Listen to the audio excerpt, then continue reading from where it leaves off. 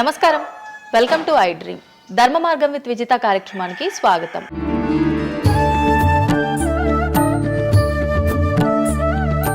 ప్రస్తుతం మనతో పాటు ఉన్నారు ప్రముఖ జ్యోతిష్యులు వేణుస్వామి గారు. ఇప్పుడు వారితో మాట్లాడి మరిన్ని విషయాలు తెలుసుకుందాం. ముఖ్యంగా మనకెన్నో సందేహాలు ఉంటూ ఉంటాయి, వాటి గురించి అడిగి తెలుసుకునే ప్రయత్నం చేద్దాం. నమస్కారం అండి. నమస్తే తల్లి. ఓం నమో వెంకటేశాయ. వెంకటాద్రి సంస్థానం బ్రహ్మాండే నాసికించిన వెంకటేశ సమోదేవో నా భూతో నా భవిష్యతి. ఇప్పటి వరకు కూడా రకరకాల విపత్తులు అయితే మనం చూసాం. గత ఉగాది మన కొత్త సంవత్సరం నుంచి కూడా ఇప్పటి వరకు చాలా విపత్తులు చూసినాం. అంటే పంచభూతాల్లో ఒక్కొక్కటి ఒక్కొక్క ప్రళయంగా, అగ్ని ద్వారా కావచ్చు, గాలి ద్వారా కావచ్చు, రకరకాలుగా. ఇప్పుడు ఈ గ్రహాల మార్పుల వల్ల ఏవో రాబోతున్నాయని, మొన్న రీసెంట్గా బ్రహ్మంగారి ఇల్లు కూలింది అని, అంటే ఎక్కడ ఏ మూలన ఏం జరిగినా కూడా దాన్ని ప్రతి ఒక్కదానికి లింక్ చేసి దానివల్ల ఏదో దుష్ప్రభావాలు రాబోతున్నాయి, దీనివల్ల ఇబ్బందులు పడబోతున్నారని చెప్తున్నారు. మరి ఈ 2026 మనమైతే ఉగాది నుంచి చూసుకుంటాం, కానీ ఆంగ్ల నూతన సంవత్సరం రాబోతోంది. దీని ద్వారా మనకు ఉగాది వరకు ఈ మధ్య కాలంలో ఎలా ఉండబోతోంది, గ్రహాలు రాశుల పరంగా చూసుకుంటే, పంచభూతాల పరంగా చూసుకుంటే, తర్వాత మనకి సంవత్సరం మారిన తర్వాత ఎలా ఉండబోతోంది. సో రాబోతున్నటువంటి సంవత్సరం పేరు కూడా చాలా చాలా చాలా కాంట్రవర్షియల్ నేమ్, పరాభవనామ సంవత్సరము. పరాభవము అంటే ఓటమి, అవమానముతో కూడిన ఓటమి అని అర్థం. పరాభవము దుర్యోధనుడికి మయసభలో జరిగినది పరాభవము. సో అలాంటి పరాభవము ఎవరికి జరుగుతుంది అంటే, ఎవరి జాతకంలోనైతే ఏలినాటి శని ఉందో, 6వ స్థానంలో శని ఉన్నాడో, 8వ స్థానంలో శని ఉన్నాడో, 12వ స్థానంలో గురువు ఉన్నాడో, వాళ్లకు ఈ సంవత్సరం సంచలనాలు ఉండబోతా ఉన్నాయి. అది మేషరాశి కావచ్చు, మీనరాశి కావచ్చు, సింహరాశి కావచ్చు. సో ఇలాంటి వారికి ఈ సంవత్సరం పెను సంచలనాలు ఉండేటువంటి అవకాశాలు ప్రస్ఫుటంగా కనిపిస్తూ ఉన్నాయి. సో ఇది ఓవరాల్గా సంవత్సర ఫలితము. ఇక 12 రాశులకు సంబంధించి ముందుగా మేషరాశి కనుక తీసుకున్నట్లయితే, మేషరాశికి ఈ సంవత్సరము ఏలినాటి శని నడుస్తూ ఉంది. సో ఏలినాటి శని ఒక పక్క గురువు బాగాలేడు, ఒక పక్క రాహు బాగాలేడు, ఒక పక్క కేతు బాగాలేడు. సో ఇలాంటి సందర్భంలో పెను సంచలనాలకు కారణభూతమయ్యేటువంటి అవకాశం ఉంది. సో విద్యార్థులకు ఉత్తీర్ణత శాతం తగ్గుతుంది, కోరుకున్న ప్లేస్మెంట్స్ రావు, వీసా రిజెక్ట్ అయ్యే అవకాశం ఉంది. ఉద్యోగస్తులకు పై అధికారుల వల్ల సమస్యలు ఉంటాయి, ప్రమోషన్లు ఆగిపోతాయి. సో బదిలీలు చాలా దూరంగా బదిలీలు అయ్యే అవకాశం కనిపిస్తూ ఉంది. రాజకీయ నాయకులకు ఫెయిల్యూర్స్ కనిపిస్తూ ఉన్నాయి, ఉన్న పదవులు కోల్పోయే అవకాశం కనిపిస్తుంది, ఎన్నికలలో ఓటమి కనిపిస్తూ ఉంది. రైతులకు మొదటి పంట కంటే రెండవ పంట బాగుండే అవకాశం ఉంది. కళాకారులకు, క్రీడాకారులకు అవకాశాలు తగ్గిపోయి ఆదాయం తగ్గిపోయే అవకాశం ఉంది. స్త్రీలకు సంబంధించి భర్తల మధ్యన గొడవలు అయ్యే అవకాశం ఉంది. అలాగే వ్యాపారస్తులకు, బ్యూరోక్రాట్లకు ఈ సంవత్సరం ఏసీబీ, సిబిఐ, సిఐడి లాంటి కేసులు లేదా ఈడీ కేసులు కనిపిస్తూ ఉన్నాయి. ఈ సంవత్సరం ఓవరాల్గా మేషరాశి వాళ్ళని తీసుకుంటే న్యాయపరమైన ఇబ్బందులు, ఆర్థికపరమైన ఇబ్బందులు, ఆరోగ్యపరమైన ఇబ్బందులు, తండ్రికి సంబంధించిన అపమృత్యు గండము, అలాగే న్యాయపరమైన చిక్కులు, వాహన ప్రమాదాలు, భార్యాభర్తల మధ్యన గొడవలు, ఇవన్నీ మేషరాశి వారికి కనిపిస్తూ ఉన్నాయి. మరి ఏం చేసుకోవాలా అంటే, తిరునల్లా శనీశ్వర ఆలయంలో ప్రత్యేకమైన శని పూజ నిర్వహించుకోవడంతో పాటు నలుపు రంగు దుస్తులకు దూరంగా ఉండడము, నలుపు చెప్పులు, నలుపు వాహనాలకు దూరంగా ఉండడము, లెదర్ వస్తువులకు దూరంగా ఉండడము, నలుపు లెదర్ వస్తువులకు దూరంగా ఉండడం వల్ల సమస్యల నుండి గట్టెక్కుతారు. ఏడాదంతా వీటికి దూరంగా ఉండాలి. మరి నెక్స్ట్ వృషభ రాశి. సో వృషభ రాశి వారికి ఈ సంవత్సరం 100కు ఇంచుమించుగా 75% అనుకూలంగా ఉంది. రాహువు, కేతువు, గురువు, శని అనుకూలత కనిపిస్తూ ఉంది. చాలా బాగుండబోతా ఉంది. ఈ సంవత్సరం మే నుండి విపరీతమైన రాజయోగం పట్టబోతా ఉంది. చాలా అనుకూలంగా ఉంది. విద్యార్థులకు ఉత్తీర్ణత శాతం ఉంటుంది. స్త్రీలకు అనుకూలమైన ఫలితాలు ఉంటాయి. స్త్రీలకు మీ ఇంట్లో కమాండింగ్ అంతా మీదే ఉంటుంది. రాజకీయ నాయకులకు ఎన్నికలలో విజయాలు సాధిస్తారు. డబ్బులు ఎక్కువ ఖర్చైనా విజయాలు సాధిస్తారు. అలాగే రైతులకు 2 పంటల దిగుబడి, రాబడి బాగుంటుంది. విద్యార్థులకు కోరుకున్న ప్రదేశాల్లో సీట్లు వస్తాయి. ఉత్తీర్ణత శాతం పెరుగుతుంది. అవివాహితులకు వివాహ యోగ సూచనలు కనిపిస్తున్నాయి. సంతానం లేని వారికి సంతాన యోగం కనిపిస్తూ ఉంది. వ్యాపారస్తులకు, అన్ని రంగాల వ్యాపారస్తులకు అనుకూలమైన ఫలితాలు ఉండబోతా ఉన్నాయి. క్రీడాకారులకు, కళాకారులకు అవకాశాలు, ఆదాయము పెరుగుతాయి. ఓవరాల్గా ఈ సంవత్సరం పూర్తి స్థాయిలో మీకు ఎటువంటి సమస్యలు కనిపించడం లేదు. చాలా బాగుంది కాబట్టి మీకు ఎటువంటి రెమెడీస్ అవసరం లేదు. వీలైతే సోమవారం నాడు శివాలయంలో రుద్రాభిషేకాన్ని నిర్వహించుకోండి. సో నెక్స్ట్ మిథున రాశి. ఈ సంవత్సరం ఏదైనా రాశి 100కు 110% అనుకూలంగా ఉంది అంటే మిథున రాశి. సో గురువు, రాహువు, కేతువు అన్ని గ్రహాలు అనుకూలంగా ఉన్నాయి. పట్టిందల్లా బంగారంగా ఉంటుంది. గురువు అతిచారం వల్ల మీ జాతకం చాలా బాగుండబోతా ఉంది. గత 10 సంవత్సరాల నుండి మీరు పడుతున్నటువంటి కష్టాలన్నీ తొలగిపోయే అవకాశాలు కనిపిస్తూ ఉన్నాయి.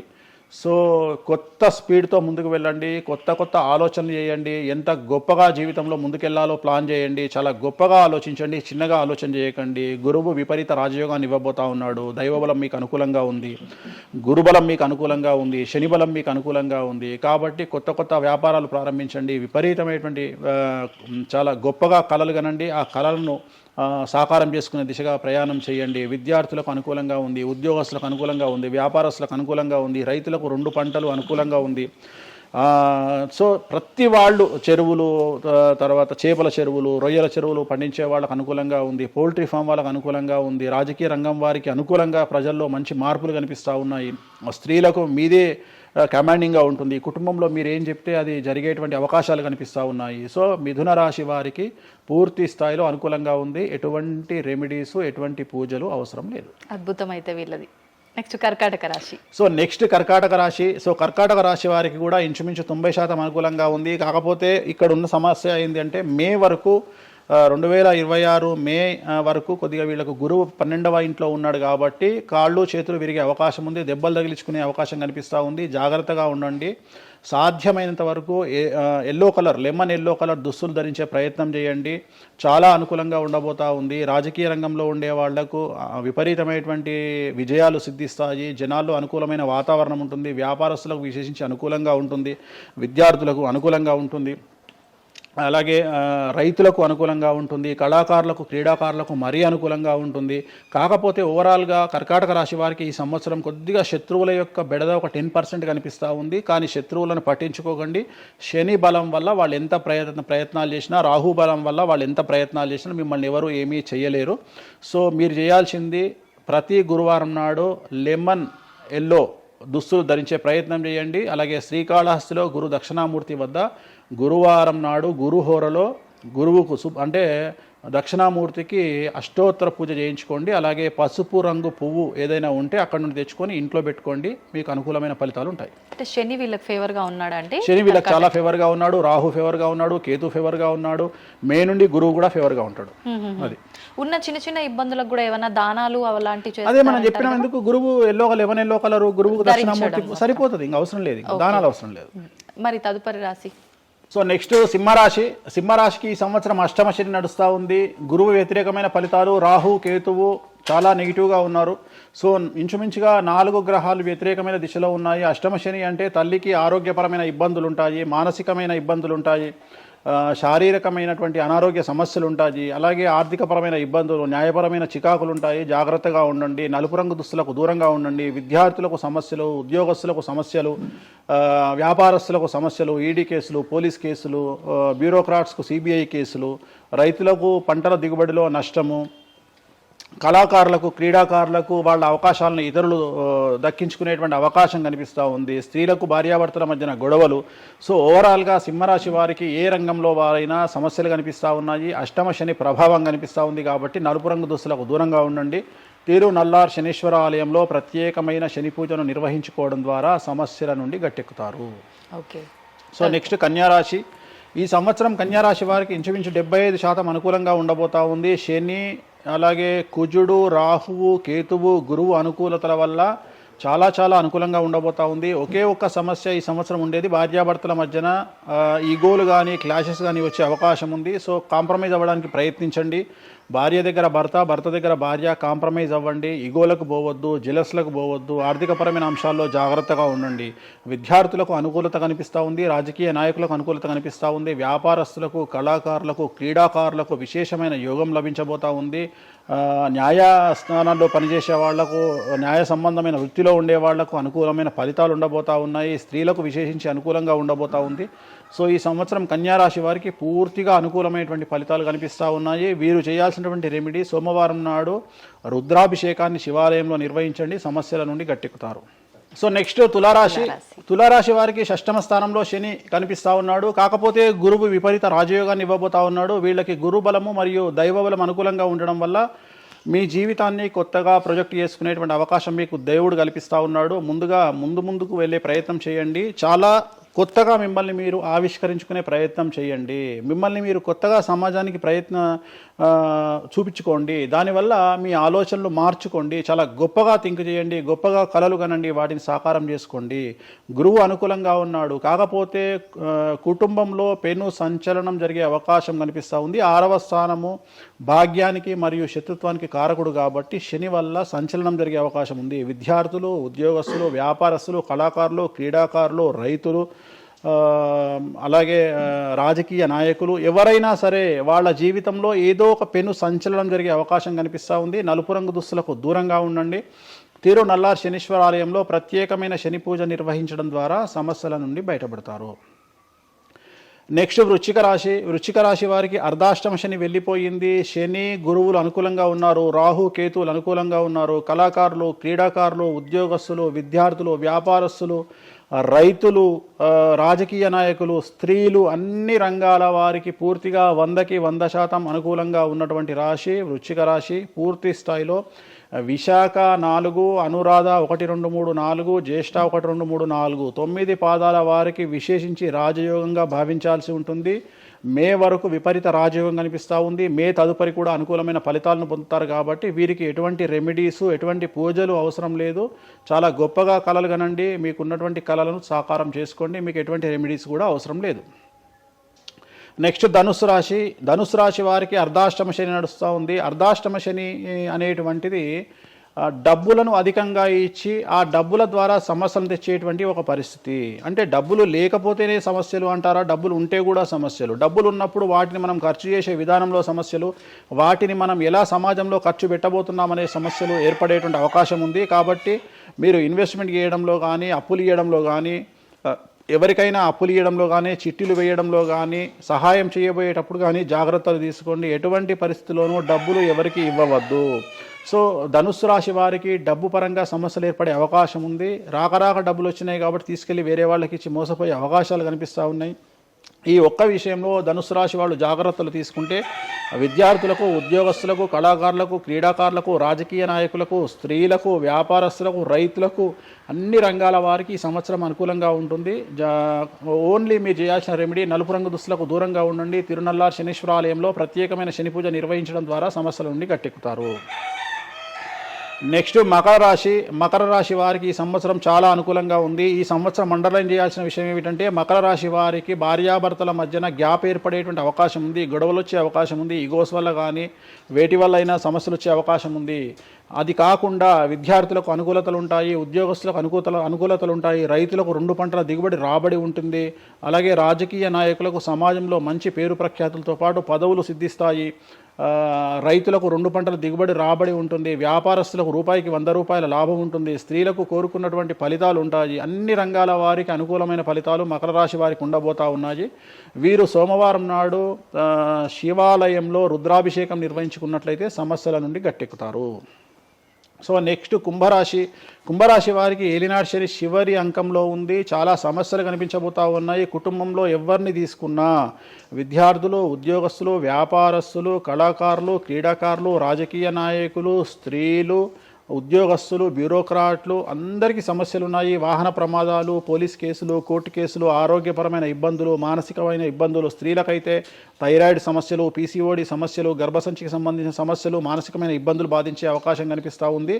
జాగ్రత్తగా ఉండండి. నలుపు రంగు దుస్తులకు దూరంగా ఉండండి. శనివార నియమాన్ని పాటించండి. సప్త శనివార వ్రతాన్ని పాటించండి. సప్త శనివార వ్రతం అంటే శనివారం నాడు శ్రీ వెంకటేశ్వర స్వామి వారికి సంబంధించినటువంటి వ్రతము. ఇది పుస్తకం మీకు మార్కెట్లో దొరుకుతుంది, తీసుకొచ్చుకొని 7 వారాల పాటు 7 శనివారాల పాటు చేయండి. సమస్యల నుండి గట్టెక్కుతారు. ఇక చివరిది లాస్ట్ది అనేటువంటిది మీనరాశి వారికి ఈ సంవత్సరం జన్మశని నడుస్తూ ఉంది. జన్మశని చాలా డేంజరస్గా ఉండబోతూ ఉంది.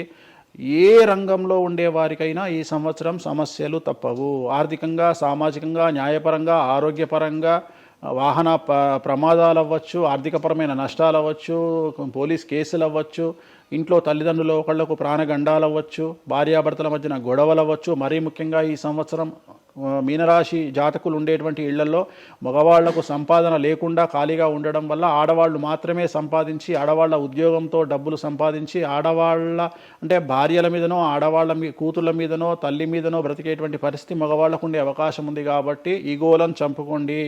సో ఆడవారి మీద బ్రతకడానికి సిద్ధపడండి, కష్టపడండి, మానసికంగా సంసిద్ధులుగా ఉండండి. అంటే అలాంటి ఒక కండిషన్ ఈ సంవత్సరం ఉండబోతా ఉంది. ఈ ఒక్క సంవత్సరాన్ని కనుక మీరు దాటగలిగితే మీ జీవితంలో మంచి మంచి మంచి పొజిషన్లకు వెళ్తారు. సో నలుపు రంగు దుస్తులకు దూరంగా ఉండండి. రాత్రిపూట ప్రయాణాలు చేయకండి. వాహన ప్రమాదాలు జరిగే అవకాశం కనిపిస్తూ ఉంది. జన సమూహం ఉన్నటువంటి ప్రాంతాలకు వెళ్ళకండి. సో జాగ్రత్తలు తీసుకోండి. నలుపు రంగు దుస్తులకు దూరంగా ఉండండి. తిరునల్లా శనీశ్వర ఆలయంలో ప్రత్యేకమైన శని పూజ నిర్వహించడం ద్వారా సమస్యల నుండి బయటపడతారు. ఇప్పుడు ఈ రాశి ఫలాల్ని ఈ మధ్యకాలంలో చాలా మంది ఫాలో అవుతున్నారండి. ఇది అక్షరం అంటే పేరులో మొదటి అక్షరాన్ని బట్టి ఫాలో అవ్వాలా, లేదంటే డేట్ ఆఫ్ బర్త్ బట్టి వచ్చే రాశిని ఫాలో అవ్వాలా? ఇది పేరులో దాని సంబంధం లేదు. డేట్ ఆఫ్ బర్త్ ప్రకారం చూసుకోవాలి. రెండోది ఇది గోచారం, గ్రహచారం వేరు, గోచారం వేరు. ఇది జస్ట్ గోచారం ప్రకారం ఎలాగైతే మనము సౌరమానం ప్రకారము మనం చూసుకుంటామో అలా ఇది ఓన్లీ చాంద్రమానం ప్రకారము మీ నక్షత్రం ప్రకారం చూసుకోవాల్సిందే. మళ్ళీ వ్యక్తిగతమైన జాతకం వేరు. అంటే ఒక 3-4 రాశులు మినహాయించి అన్ని రాశుల వారికి కొంచెం ఇబ్బందికర పరిస్థితులే ఉన్నాయి. దానికి మీరు చెప్పిన రెమెడీస్ చేసుకుంటే సరిపోతుంది. అసలు నువ్వు జనవరి 1కు ముందు నా దగ్గరికి ఇంటర్వ్యూకి ఎందుకు వచ్చినావు? ఎందుకు రావు? ఉగాది కదా నువ్వు రావాలి. ఉగాదిది సపరేట్, అప్పుడు కొత్త పంచాంగం దృష్ట్యా ఇది సపరేట్. క్వశ్చన్ లేదు. ఎందుకని? తప్పు. దీనికి ఆన్సర్ చెప్పినాకనే ముందరకు పోవాలి మనం. ఉగాది 2026 మార్చి 19 నాడు శ్రీ పరాభవన సంవత్సరం వస్తుంది. దానికి కదా మనం పంచాంగం తీసుకోవాలి. నేను ఎందుకు ముందుగా వచ్చానంటే నేను దానికి ఆన్సర్ చెప్తా. మీరు ఎట్లాగో బిజీ పూజల్లో, మళ్ళీ నాకు అవకాశం దొరుకుతుందో లేదో తెలియదు. కాదు. కాంపిటీషన్ జీవితములో నిన్ను నువ్వు నిలబెట్టుకోవడానికి కొత్తదనాన్ని ఎంచుకొని నిన్ను నమ్ముకున్నటువంటి ఓనర్కు నీ పూర్తి కర్త కర్మ క్రియ నీ రిజల్ట్ను ఇవ్వడానికి నువ్వు చేస్తున్నటువంటి ఒక ప్రయత్నం, నిన్ను నువ్వు జనాల్లో కొత్తగా ప్రొజెక్ట్ చేసుకోవడానికి చేస్తున్నటువంటి ప్రయత్నం. అదే ప్రయత్నం వేణుస్వామి చేసిండు కామాఖ్య విషయం. అమ్మా ఇట్లొచ్చారా? అర్థమైందా? కాబట్టి జనాల్లో కొత్తదానంలో కొత్తగా వస్తే నువ్వు గదే యాంకరింగ్ నేర్చుకున్నావు, గాయన గదే అడ్వకేట్ చదువుకుండు, గా టీవీ ఛానల్ అదే చేసింది. మరి గా టీవీ ఛానల్ ఏమో ప్రైమ్ టైమ్ స్లాట్ 2 లక్షలు ఎట్లా పోతుంది? పనికి వాళ్ళ చిన్న ఛానల్ 2000 ఎందుకు పోతుంది అంటే వాళ్ళు కష్టపడడానికి వాళ్ళు చేసిన స్టింగ్ ఆపరేషన్లు కావచ్చు, వాళ్ళు జీవితాన్ని నాశనం చేసిన విధానం కావచ్చు, వాళ్ళకి ఆ పేరు వచ్చింది. సో అట్లనే వేణుస్వామి కష్టపడి ఈ స్థాయికి రావడానికి వేణుస్వామికి అంటూ ఒక బ్రాండ్ ఉన్నది. సో రెండవది, ఇదే సంవత్సరం ఇదే ఛానల్లో 2025 శివ అనే ఒక యాంకర్ కు నేను ఇంటర్వ్యూ ఇచ్చిన. అందులో చాలా విషయాలు చెప్పిన. ఏమేం చెప్పినా, ఈ సంవత్సరము రైలు ప్రమాదాలు ఎక్కువ అని చెప్పిన, విమాన ప్రమాదాలు ఎక్కువ అని చెప్పిన. చెప్పంగా వెనకకించి వచ్చి వీరికి పని పాట లేదు, వీడు పొద్దుగా లేస్తే నెగిటివే మాట్లాడతాడు అని తిట్టిరు నన్ను. మరి అయినప్పుడు ఒక్కడన్నా పెట్టడేంద్రా? పెట్టాలే కదా. ఎందుకు పెట్టారు అంటే చివరికి జ్యోతిష్యం చెప్పుకునే స్వేచ్ఛ కూడా మా బొందకు లేకుండా చేసిరు.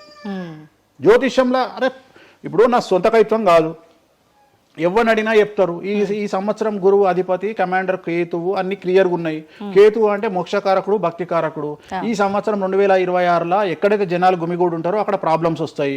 అది రేపు జరగబోయేటువంటి పుష్కరాలు కావచ్చు, రేపు జరగబోయే సమ్మక్క సారక్క పండగ కావచ్చు, లేకపోతే దేవాలయాల్లో ముక్కోటి ఏకాదశి కావచ్చు, ఎక్కడైతే భక్తి భావం ఉంటుందో అక్కడ చాలా పెద్ద పెను ప్రమాదాలు సంచలనాలు జరుగుతాయని శాస్త్రం చెప్తుంది.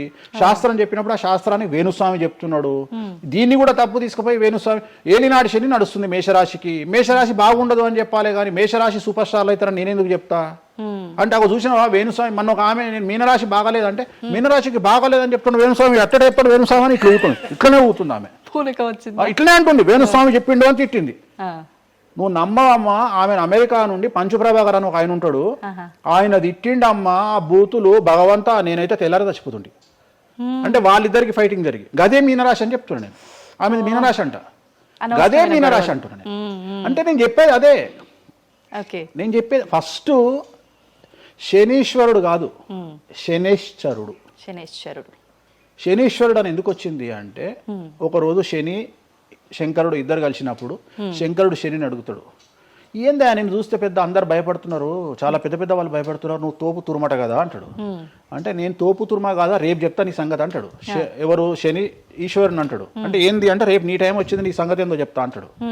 అంటే తెల్లవారి పొద్దున సూర్యోదయానికి శంకరుడు పోయి ఒక చెట్టు తొర్రలో దాచుకొని సాయంత్రం సూర్యాస్తమయం వరకు చెట్టు తొర్రలోనే ఉంటాడు. ఉండి బయటకు వస్తాడు. బయటకు వచ్చిన తర్వాత శని ఎదురుపడితే నన్నేమో చేస్తా అన్నావు కదా, ఏం చేసినావు అంటాడు. అంటే నువ్వు లయకారకుడివి, ప్రపంచాన్ని శాసిస్తావు, ముల్లోకాలను శాసిస్తావు, అట్లాంటి నిన్ను తీసుకుపోయి సూర్యోదయం నుండి సూర్యాస్తమయం దానిక చెట్టు త్వరలో దాచిపెట్టిన, ఇంతకంటే నేను చేసేదే ఉంది అంటాడు. ఆట మొదలు పెట్టేశాడు అక్కడ ఆల్రెడీ. అప్పటి నుండి ఆయనకు శనీశ్వరుడు అని పేరు వచ్చింది. Okay okay. సో ఇది జరిగింది శంకరుడికి కూడా జరిగింది, రాముడికి కూడా జరిగింది. సో ఏలినాటి శని పీరియడ్లో, షష్టమ శని పీరియడ్లో బాధలు పడేటువంటి పరిస్థితి ప్రతి ఒక్కళ్లకు ఉంటుంది. రెండవసారి ఏలినాటి శనిలో మరీ దరిద్రంగా ఉంటుంది. కలియుగంలో దాని తీవ్రత చాలా ఎక్కువగా ఉంటుంది. కలియుగంలో ఫిజికల్ కంటే మానసికమైన దెబ్బలు చాలా ఎక్కువగా ఉంటాయి. జనాలు కొట్టే దెబ్బలు చాలా ఎక్కువగా ఉంటాయి. నరఘోష వల్ల తినే దెబ్బలు చాలా ఎక్కువగా ఉంటాయి. కలియుగ దైవమైనటువంటి వెంకటేశ్వర స్వామి వారికే ఎన్నో రకాల పూజలు చేసి దిష్టి తీయడానికి ప్రయత్నం చేస్తున్న సందర్భంలో ఆఫ్టర్ ఆల్ మానవుల మనమెంత. సో మన మీద ఎన్నో రకాల దుష్ప్రయోగాలు ఉంటాయి, ఎన్నో రకాల నరఘోషలు ఉంటాయి. సో ఇవన్నీ జనాలకు తెలియజేయాల్సిన బాధ్యత ఒరిజినల్ పండితుడిగా, ఒరిజినల్ జ్యోతిష్కుడిగా నా మీద ఉంది. సో సొంత కవిత్వము జనాలకు పాజిటివ్గా చెప్పడానికి నేనేమి ఏమో అంటారు కదా, వ్యక్తిగత ఏదో అంటారు వాళ్ళను, వ్యక్తిగతంగా కౌన్సిలింగ్ ఇచ్చేటువంటి వాడిని కాదు నేను. సో నేను శాస్త్రం ఏం చెప్పిందో నేను దాన్ని మాత్రమే జనాలకు చెప్పడానికి నేను ఇక్కడ ఉన్నా. అంతేగాని క్యాన్సర్ వచ్చిన పట్టుకొని నీకు ఏం లేదు అని చెప్పి వాడిని ఇంటికి పంపించి 2 రోజుల తర్వాత సచ్చేటట్టు చేసేటువంటి నీచుండి నేను కాదు. క్యాన్సర్ వస్తే క్యాన్సర్ వచ్చింది, ధైర్యంగా బతుకు, ఇంకా బతుకు, నీ కోరికలు తీర్చుకో, అన్ని కోరికలు తీసుకొని సావు అని చెప్తా. రెండవది, అన్ని తిని 60 ఏళ్ళు పోతే ఏం తినకుండా 80 ఏళ్ళు బతికితే లాభం లేదు. సో కలియుగంలో ఇవన్నీ సమస్యలు చాలా తీవ్రంగా ఉంటాయి. భార్యాభర్త కారులో పోతే పక్కింటోడు ఏడిస్తాడు, మంచి కారు కొనుక్కుంటే ఏడిస్తాడు, ఒక పిల్లగాడు మంచి ఉత్తీర్ణత శాతంలో పాస్ అయితే ఏడిస్తారు, మంచి ఉద్యోగం వస్తే ఏడిస్తారు, ఒక పొలిటికల్ బాగుంటే చస్తాడు, ఒక యాంకర్కు డబ్బులు వస్తే చస్తాడు. సో ప్రతి దగ్గర ఏడుపు ఏడుపు ఏడుపు, జలసు అనేటువంటిది రాజ్యమేలుతున్నటువంటి సందర్భంలో తెలుగు రాష్ట్రాలలో అది పీక్ స్థాయిలో ఉండేటువంటి పరిస్థితులలో నిజాలు చెప్పి జనాలని భయానికి దూరంగా ఉంచాల్సినటువంటి బాధ్యత నాది, జరగబోయే నష్టం నుండి కాపాడాల్సినటువంటి బాధ్యత నాది అని ఇంతమంది రాళ్ళేసినా, ఇంత చెండాల పనులు చేసినా, వ్యక్తిగతంగా నన్ను విమర్శలు చేసినా నేను ఎవరిని వ్యక్తిగతంగా విమర్శించడం లేదు. ఎందుకంటే ప్రతి ఒక్కడి ముడి కింద ఖచ్చితంగా సమస్యలు ఉంటాయి. ఈ శుద్ధపూస ఎవడూ కాదు. నాకంటూ నెల రోజులు పక్కకు తీస్తే ఒక్కొక్కటి జాతకాలు చెప్పగలుగుతా అందరివి. నేను వాటి జోలికి బోదలుచుకోవట్లేదు. శాస్త్రం ఏం చెప్పిందో శాస్త్ర ప్రామాణికంగా నేను జనాలకు తెలియజేయాలని కోరుకుంటున్నా. సో లాస్ట్ ఇయర్ ఎట్లా జరుగుతుందో 2025లో అనుభవించిన కష్టం కంటే 2026 ఎక్కువ, 2026 కంటే 27 ఎక్కువ, 27 కంటే 28 ఎక్కువ. 2025 నుండి 28 వరకు సమాజంలో ప్రకృతిలో జరిగే సంఘటనల తీవ్రత చాలా ఎక్కువగా ఉండబోతా ఉంది. ప్రకృతి పరంగా, సామాజికంగా, అగ్ని ప్రమాదాల పరంగా, వాహన ప్రయాణాల ప్రమాదం, చాలా రకాల సమస్యలు ఈ సంవత్సరం ఉండబోతున్నాయి. ఓకే. రాశుల పరంగా ఎలా ఉంటుందండి? సో ఈ సంవత్సరము ఫస్ట్ రాశుల కంటే ముందు మనం మాట్లాడుకోవాల్సింది ఏంటి అంటే, ఈ సంవత్సరము రైలు ప్రమాదాలు, అగ్ని ప్రమాదాలు, వాహన ప్రమాదాలు, అలాగే జన సమీకరణలు ఉన్న చోట, భక్తులు గుమిగూడే చోట, జన సాంద్రత ఉన్న చోట, అది సినిమా థియేటర్లు అవ్వచ్చు, భక్తికి సంబంధించిన ఏరియా అవ్వచ్చు, సో మార్కెట్లు అవ్వచ్చు, మాల్స్ అవ్వచ్చు, వాటిల్లో పెను సంచలనాలు ఈ సంవత్సరం జరిగే అవకాశాలు ఉన్నాయి. ఆర్థిక నష్టము అంటే ఆస్తి నష్టము, జన నష్టము ఉండేటువంటి అవకాశాలు ఉన్నాయి. కాబట్టి జనాలకు చెప్పే విషయం ఏంటంటే, భక్తి పేరుతో జనాలు లేనటువంటి ప్లేస్కి వెళ్ళండి. ముక్కోటి ఉంది, ఖాళీగా ఉన్న వెంకటేశ్వర గుడికి వెళ్ళండి హ్యాపీగా. ఆ దేవుడికి డబ్బులు ఇచ్చిన వాళ్ళు అవుతారు, పంతులకు డబ్బులు ఇచ్చిన వాళ్ళు అవుతారు, గుడికి 4 రూపాయలు ఇచ్చిన వాళ్ళు అవుతారు. అట్లనే జనాలు లేనటువంటి ప్లేసుల్లో పుష్కరాలకు వెళ్ళండి ఈ సంవత్సరము. సో జన సాంద్రత ఉన్నటువంటి ప్రదేశాలను ఈ సంవత్సరం అవాయిడ్ చేయడానికి ప్రయత్నం చేయండి. సో టూర్లు మ్యాక్సిమం అవాయిడ్ చేయండి. ఈ సంవత్సరము లోయ ప్రాంతాలలో, కొండ ప్రాంతాలలో, నదీ పరివాహక ప్రాంతాలలో పెను సంచలనాలు నమోదయ్యే అవకాశం ఉంది. టూరిస్టు ప్రాంతాలలో కూడా ప్రాబ్లమ్స్ ఉంటాయి. ఈ సంవత్సరం భారతదేశంలో కొన్ని ప్రదేశాల్లో మత కల్లోలాలు రేగేటువంటి అవకాశం కనిపిస్తూ ఉంది, కర్ఫ్యూ విధించేటువంటి అవకాశం కనిపిస్తూ ఉంది. సో ఇవన్నీ కూడా ఈ సంవత్సరం చాలా తీవ్రంగా ఉండబోతా ఉన్నాయి. సో జాగ్రత్తలు వహిస్తే మంచిది. ఓకే.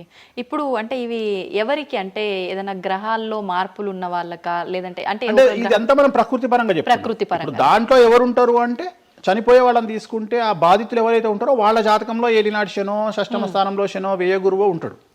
సో మనం వాళ్ళే అని చెప్పలేం కదా, అక్కడికి పోయిన వాళ్ళల్లో వాళ్ళు ఉంటారు. ఎవడైతే నష్టజాతకుడు ఉంటాడో వాడికి ఆ ఇన్సిడెంట్ జరుగుతుంది.